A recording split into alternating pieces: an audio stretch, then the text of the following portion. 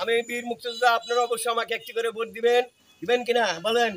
আমাকে একটি করে ভোট দিবেন? হ্যাঁ দিমু। অবশ্যই অবশ্যই। আসসালামু আলাইকুম। আল্লাহ সর্বশক্তিমান। আল্লাহর ইশারা ছাড়া গাছের পাতা পড়ে না। আল্লাহ আমাকে একজন মুক্তিযোদ্ধা হিসাবে এই আসন্ন ভুয়াপুর উপজেলা পরিষদ নির্বাচনে দাঁড়ানোর তৌফিক দান করেছেন। এর জন্য সকল প্রশংসা আল্লাহ তাআলা। বিসমিল্লাহির রহমানির রহিম। প্রিয় এলাকাবাসী, প্রিয় ভুয়াপুর উপজেলাবাসী, আপনাদের কাছে আমার উদাত্ত আহ্বান। আমি আসন্ন উপজেলা পরিষদ নির্বাচনে ভাইস চেয়ারম্যান পদপ্রার্থী হিসাবে নির্বাচনে আসছি। আশা করি দয়া করে মায়া করে একজন মুক্তিযোদ্ধা হিসাবে আমাকে আপনারা সবাই ভোট দেবেন।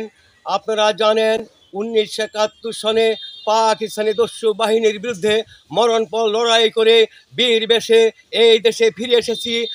আমাদের রক্তে একটি স্বাধীন জাতিরাষ্ট্র প্রতিষ্ঠা হয়েছে। এই রাষ্ট্রে আপনারা জানেন মুক্তিযুদ্ধের সরকার প্রতিষ্ঠিত হয়েছে।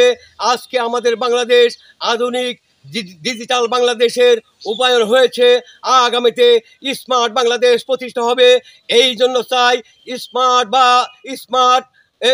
Smart chairman, smart vice chairman, smart প্রশাসন, স্মার্ট সহ সর্বস্তরে স্মার্ট বাংলাদেশ গড়ে উঠবে এই আশাবাদ ব্যক্ত করছি।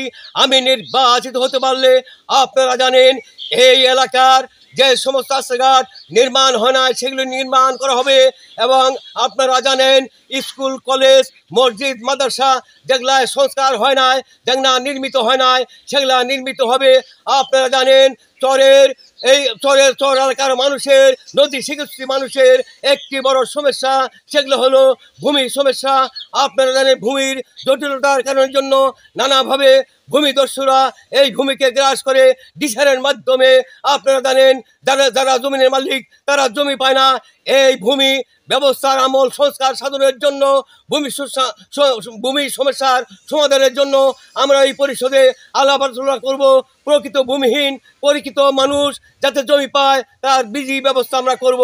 এই এলাকার রাস্তাঘাট, ব্রিজ, কালভার্ট আমরা সংস্কার করব। প্রতিবন্ধী ভাতা, স্বামী পরিত্যক্ত ভাতা, বিধবা ভাতা, প্রতিবন্ধীদের জন্য আপনার ক্যাশ এবং হুইল চেয়ার আমরা সরবরাহ করব। আমরা মসজিদ ভিত্তিক গণশিক্ষা কেন্দ্র আমরা চালু করব। আপনারা জানেন এই এলাকায় একটি সামাজিক ব্যাধি হিসাবে পরিগণিত হয়েছে, সেটা হলো মাদক। এই মাদককে আমরা সমূলে উৎপাদিত করব। প্রশাসনের সহায়তায় মাননীয় থানা ভারপ্রাপ্ত পুলিশ কর্মকর্তাকে আমরা সর্বোচ্চভাবে সহযোগিতা করব।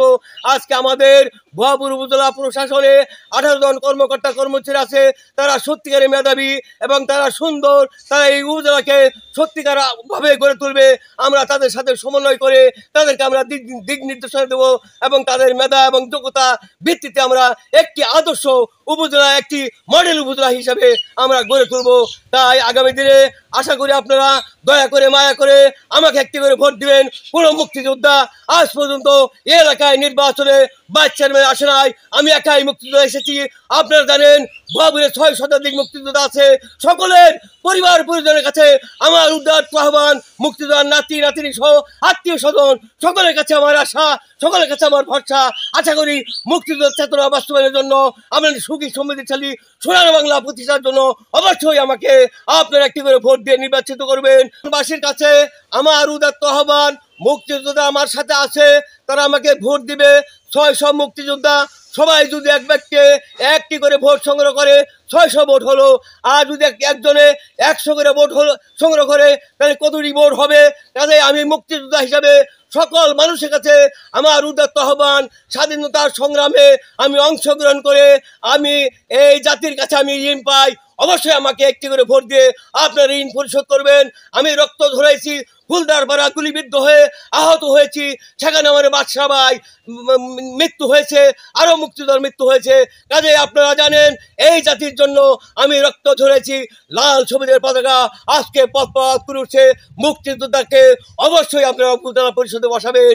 আমার সমচিত এবং আমার মেধা দক্ষতা দিয়ে আমাদের যে 18 জন কর্মকর্তা কর্মচারী এবং সরকারি প্রশাসন আছে তাদেরকে আমরা সার্বিকভাবে সহযোগিতা করব, তাদের সাথে কোনোদিন বেয়াদবি করব না। আমাদের থানা পুলিশ কর্মকর্তা ওনাকে সর্বোত্তভাবে আইন শৃঙ্খলা রক্ষার্থে মাদক দ্রব্য নিয়ন্ত্রণ, খুন খারাপি, ইফটিজিং, অ্যাসিড নিক্ষেপ, ধর্ষণ সহ সকল প্রকার চুরি ডাকাতি খুন খারাপের বিষয়ে আমরা থানা ভারপ্রাপ্ত অফিসার ইনচার্জের সাথে সমন্বয় করে এই এলাকাকে আইন শৃঙ্খলা সম্পূর্ণ আপনার মুক্ত রাখবো, এই আশাবাদ ব্যক্ত করছি। আর আমাদের সুযোগ্য নির্বাহী অফিসার এবং ভূমি অফিসার সহ সর্বত্র কর্মকর্তা কর্মচারীর সাথে সমন্বয় করে এই উপজেলাকে একটি আদর্শ উপজেলা হিসাবে গড়ে তুলব, এই আশাবাদ ব্যক্ত করেই আমার ভোটার বিন্দুদের সকলের সুস্বাস্থ্য মঙ্গল উন্নতি কামনা করে আমি আমার বক্তব্য শেষ করছি। বাংলাদেশ চিরজীবী হোক। ধন্যবাদ। খুদা হাফেজ। ভোটাররা সবাই সুখে থাকুন, শান্তিতে থাকুন, এই আশাবাদ ব্যক্ত করছি।